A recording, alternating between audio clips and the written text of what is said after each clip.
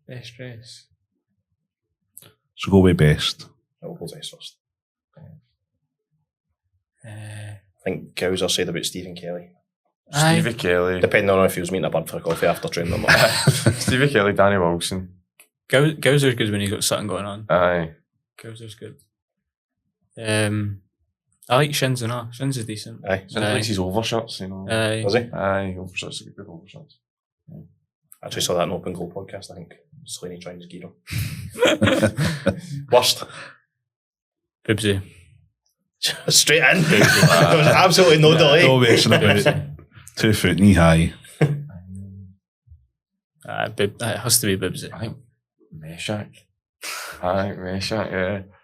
Not having that wee diamond earring. No. I'm not having that, no. Yeah.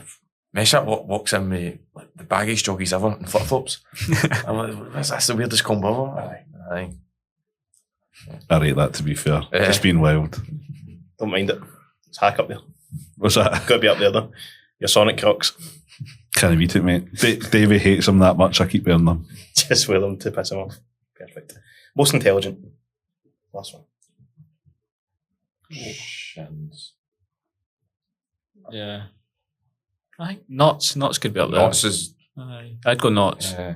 Knots is actually like a good like speaker. He comes to you and speaks to you. You know, he's quite intelligent that way. And yeah, Knots, Shins, Danny Wilson. Jack Hamilton shout at one point. No chance. That's a no then. Right, let's go all things Livingston. I know we've touched on bits here and there.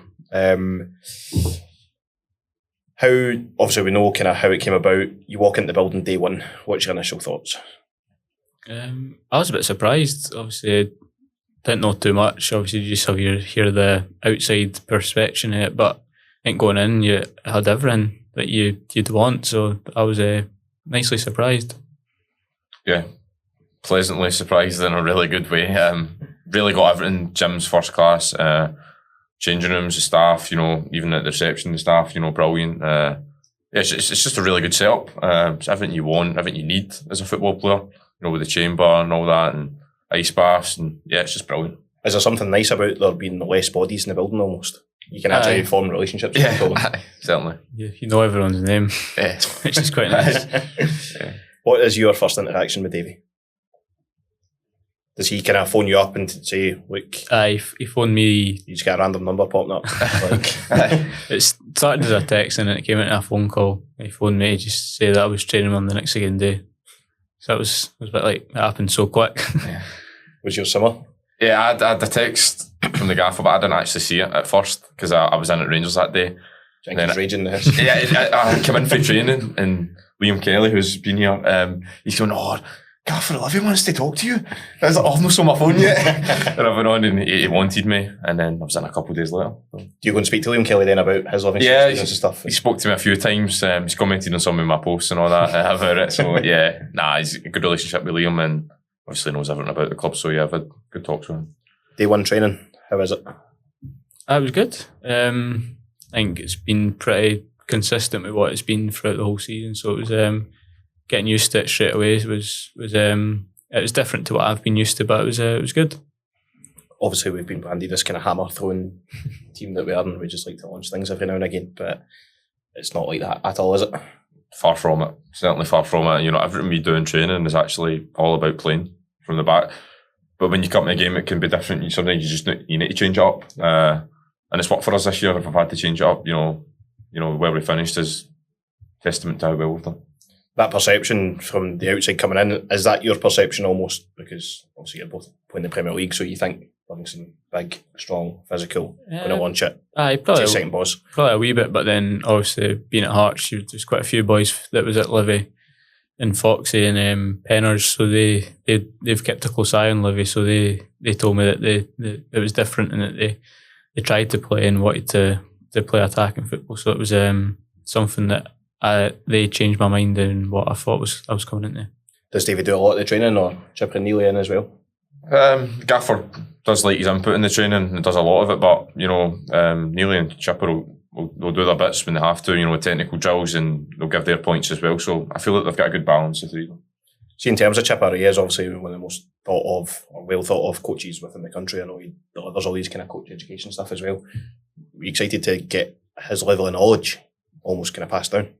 Yeah, he speaks really well, and they'll tell you what they're thinking straight away, which you're not having to guess. So, obviously hearing someone with so much experience talking to you, you just have to listen to them. Hack, best coach you worked under? Best coach I worked under? I'm just putting you right in the spot. Terry Christie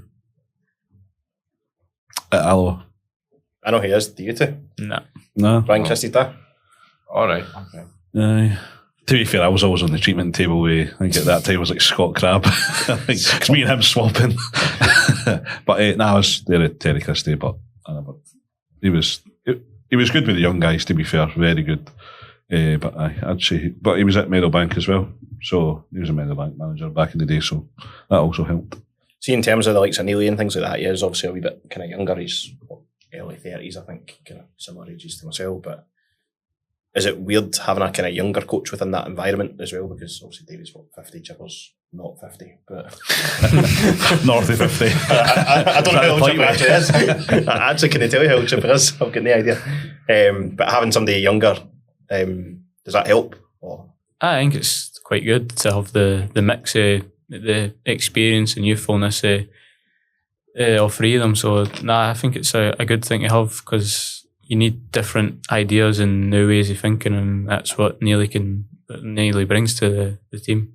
Was there anybody in the setup straight away that you thought, I need to look up to them, I need to follow them and focus on them, and they're going to help me?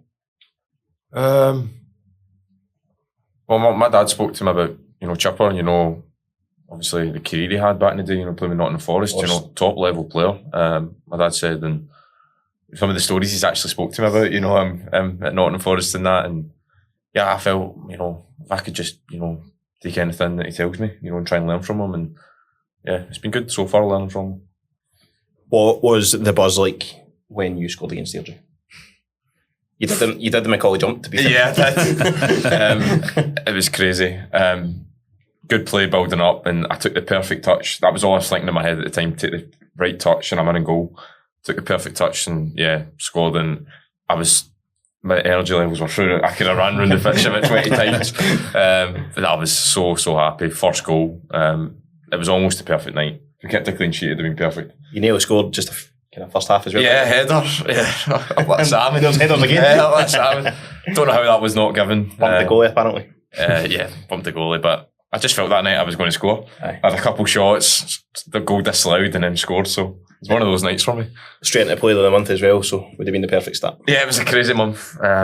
Managed to hit the ground running, but teammates helped me with that, staff helped me with that, helped me settle in well, and yeah, it was a good start.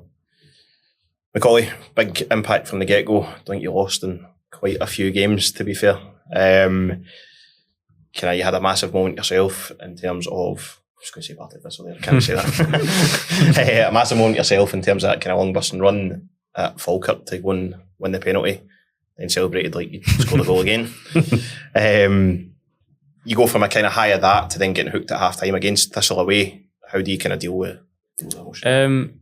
Obviously we started really well, and then you probably played more than I thought straight away, so I probably knew that at some point there was going to be a low. You just obviously never want it to come, or think it's going to come that game, but you know it's going to come eventually. So I think I was just telling myself that you've had a good start, to try and not let this derail you for what could be a great loan.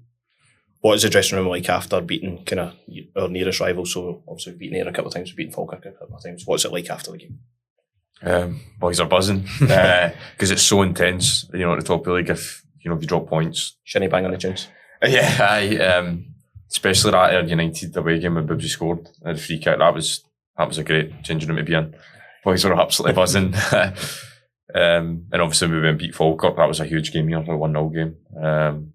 You beat your closest rivals. How intense it is every week. You're looking at their results. You're trying to win your games. It's a great feeling. So finished on 70 points.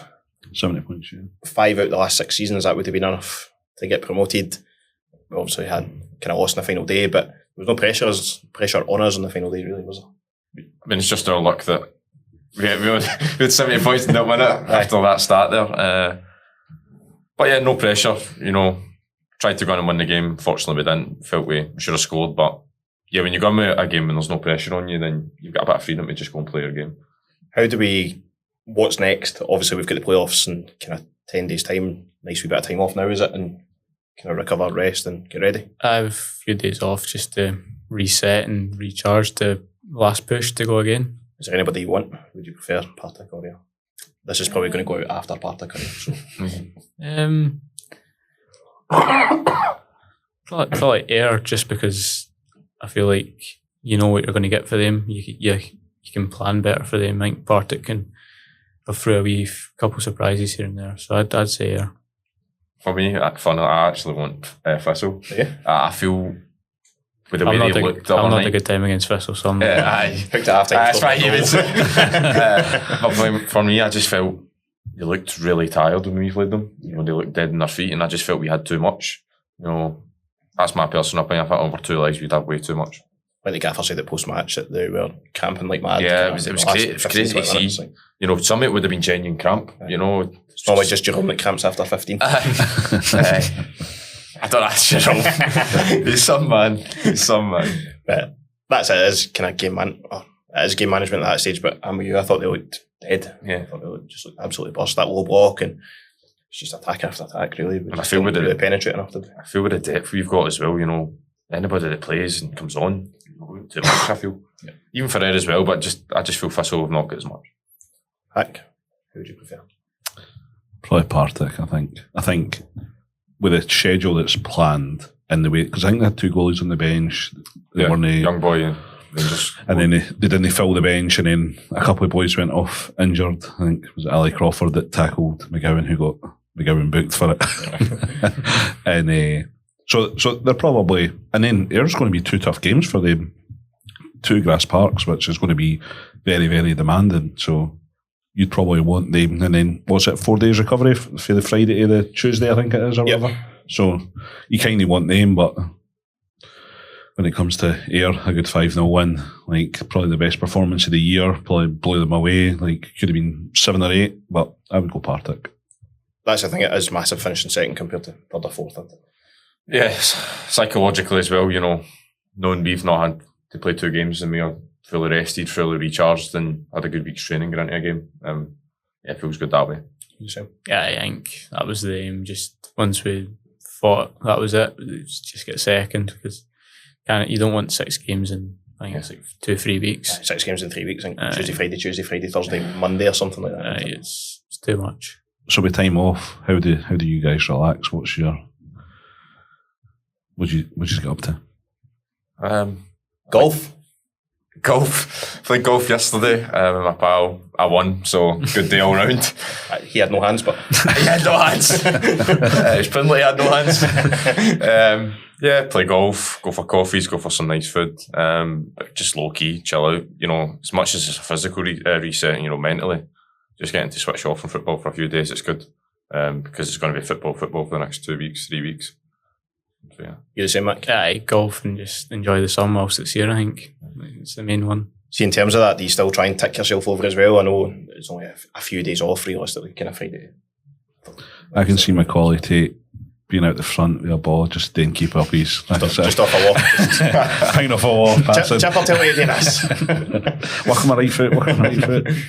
I think you'd probably do a wee bit, but I think you also need to rest. I think for us it's rest, because we're probably as fit as you can get at this point of the season. So I think it's just try and get your legs back to feeling good. Probably helps the boys who've maybe got a few niggles and stuff as well, doesn't it? Yeah, important time. Boys just want to keep powering on and trying to play through niggles, but to get the few days off, it's really good because some of the boys need it. Aye, absolutely. Moving on after Livingston, obviously both of you will return to your parent club. Is it a case of trying to break in as quickly as you can? Absolutely. Going recharged, ready to go, as fit as I can be. I'll be working hard over the summer when I come back from my holiday. And new eyes for me, regardless of who it is, and certainly confident that I can impress and with the way I go about things. Favourite holiday destination? Florida, Orlando. Yeah. With the Mickey Mouse ears and that. Oh, absolutely. Phil works for Robbie, I think. On the plane and everything. Mac? I think Portugal's I've been there quite a lot, so I'd say Portugal. Aye. Take the clubs. Aye. Take the clubs. I will. Don't know if your missus will be too happy. Driving the missus from the course. No. She can caddy, no? Aye, she can sit in the buggy. It's in the buggy. A couple more bits. Pre-match rituals. Got any? What does we'll say Saturday 3 o'clock. What does your Saturday look like? Up at 9 o'clock, same foods, pre-match. I try not to change anything, What do you have? I have a bowl of fruit and yogurt in the morning, 9 o'clock, when I got up, and a coffee. And then at 12, or just 11:30, just before I leave to come to the game, I have toast, beans, scrambled egg, and a banana. So, yeah, try not to change that. But if it's a late kick-off, I'll still have that in the morning, but then I'll have pasta, pesto pasta and chicken, about 4 o'clock. Mac? I'm a peanut butter and banana on toast in the morning with a cup of tea, and then just a chicken sandwich at lunchtime, and that's me. So is that the same all the time? Yeah, In terms of try not to every change Saturday, it. 3 o'clock? I try and keep it the same. Is that a superstitious thing, or is it just kind of... Probably a wee bit, because I think it turns into superstitious, 'cause if you do it so long and it's kind of worked, I try not to change it, because if you do and you have a bad game, you're like, oh no, why did I do that? You know what I mean? Wee man changing his routine this week. Hack 2 rolls and square. Oh, come on, Clark. Danny Wilson was going to buy them for you as well. I was, but never let him buy it because that would be rude. I'm only just a coffee and what now? Steak, sometimes steak, eggs, scrambled egg and beans. Normally, if I'm in here, Can't go wrong. See, in terms of actual midweek meals, what does your kind of diet look like? Is it protein based? A lot of it. Yeah. Fish one night, steak another, chicken another. But closer to games, I'll maybe, carb up a wee bit more. Wraps, risottos, pastas. But if the games are further in the week, then I'll try and be protein based at the start of the week. Because, nutrition is massively important and you don't want to have high body fat percentages. Have you come across boys that don't eat meat or anything like that? Is that difficult for them if they don't eat chicken, fish, whatever it may be? I think they'll A couple of vegetarians. have they? A couple. They'll know what works for them the best, so you just let them deal with what they know bst. Do you on kind of match day as well? Like, you've obviously had a bite to eat or whatever, and do you just want to kind of keep yourself to yourself? See, when you're driving the game, actually, we'll go down that route. You're driving the game, do you have something specific you have to listen to, or you fire a podcast on, or? Nah, just headphones on and music on. That's about it. Just click a playlist and go. Aye. What playlist you going to? R&B classics and all that. that's what I call music. Just a playlist with a bunch of R&B classics and all that type of stuff. Yeah. Max, same. Aye, just get you focused. Relaxed. Final question. It's a two-parter. I'm going to ask you your dream five-a-side of players that you've played with or against, and your dream five-a-side in the general football world. So we'll go goalkeeper, one defender, 2 midfielders, and a striker. Robbie, we'll start with you. So players you've played with or against. Can you do that, Max? Aye. Yeah. The rules, Robbie. Do anything you want. And goals, probably Jack Butland. Liam Kelly's coming for you now. Yeah. He's absolutely coming for you. Jerome's raging. We Evans raging. Defence, I would go defence. One defender.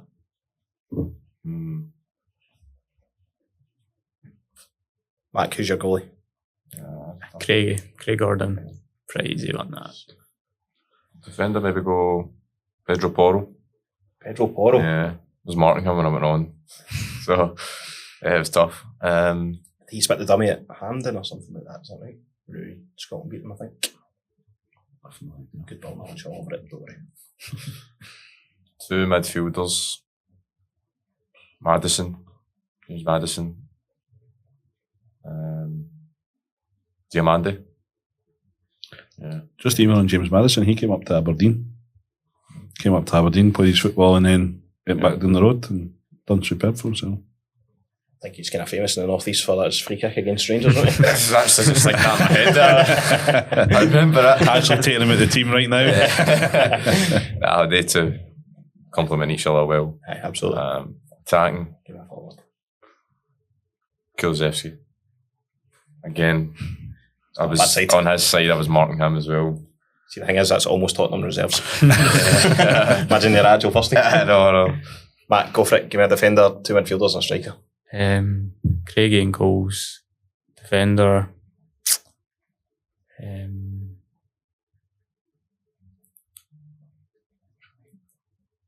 Archie Gray played centre back against us in pre-season, so I'd go him. Very good.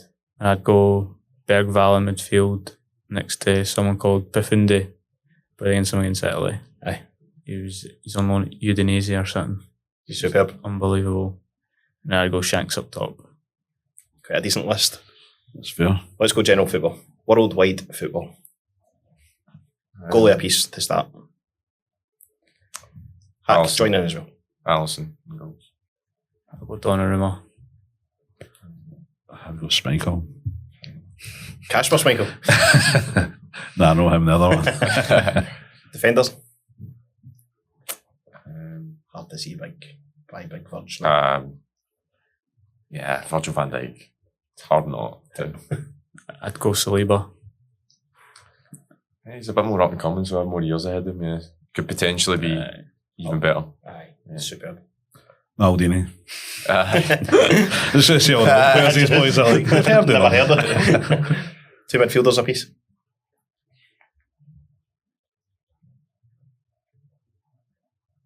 Pedri. I think Pedri's top. Thoughts on Lamine Yamal? Absolutely flying.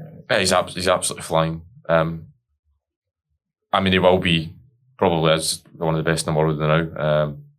I don't think anybody will get ever close to Messi and Ronaldo standards. I just don't. It's actually almost feels like, how would I put it? We're getting starved of it. Like, Aye. we're not going to have it anybody as good, so football won't be as exciting. So, question to you, Robbie. Ronaldo's not the best Ronaldo, though, is he? It's R9. He's not. He's not. On the spot. I've obviously not watched much of R9, but I felt he's okay. I could give you a VHS. I will. Give me that second midfielder.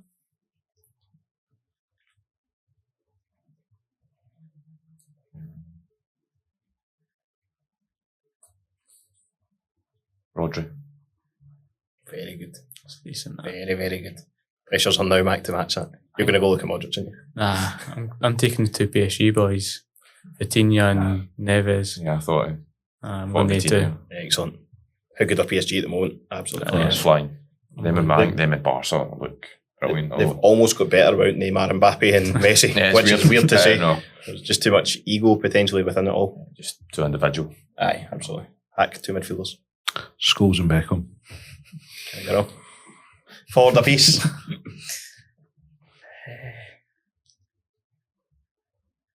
I mean, this is easy, lads. Is it? No, it's not. I don't think it is. I can just see them going Messi or Ronaldo between them. I don't think they qualify anymore. I know, that's what I'm trying to. Messi's a bit gone now, so. Just confirm it's 4:45. Robbie Fraser just said Messi is gone. I mean, just in recent, we all know Messi's a shoe-in. I'll say Mbappe, but I don't feel he's done enough yet. I feel he should have hit the ground more. I feel there's a lot of anticipation when we go to Real. Doesn't seem like he's done enough at Real, does he? I don't watch Spanish football a lot. No, there's not been enough headlines about him. I just feel he would have done more. Mac?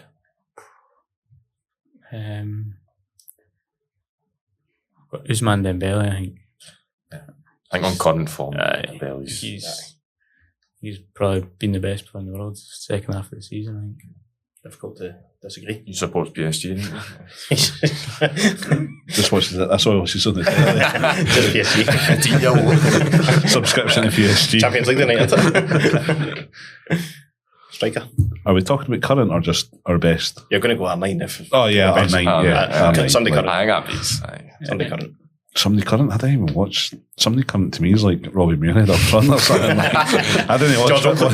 Didn't watch any football on the telly, to be fair, but nah, I'm stuck with R9. I think I go Haaland. Fan of the old school, big number 9. His stats are unbelievable. Aye, frightening. I know it was close to like 1-1 or just over. It was like 95 goals in 100 games. It was mental. Something that start was weird. At that sort of level. Has he done it this season? I don't know. A few injuries and stuff, I think. But I think he's been pretty solid still. So. Anything else? Huh? Yeah. Good. Yeah. Anything for you? No, for me. No. Class. I just enjoyed being in the company of 2 young guys that are doing quite well for themselves. That's that guy that was at Levy. I remember him. That's that boy who's shouting me abuse at the sideline. Every shout that you're going to hear is him. No again. Be class. That is episode 5 of Down the Vale. Thanks very much for tuning in. We do have a few more exciting guests lined up. We're going to kind of break into some of our former players. We'll keep our eye out on all our social channels. And thanks very much.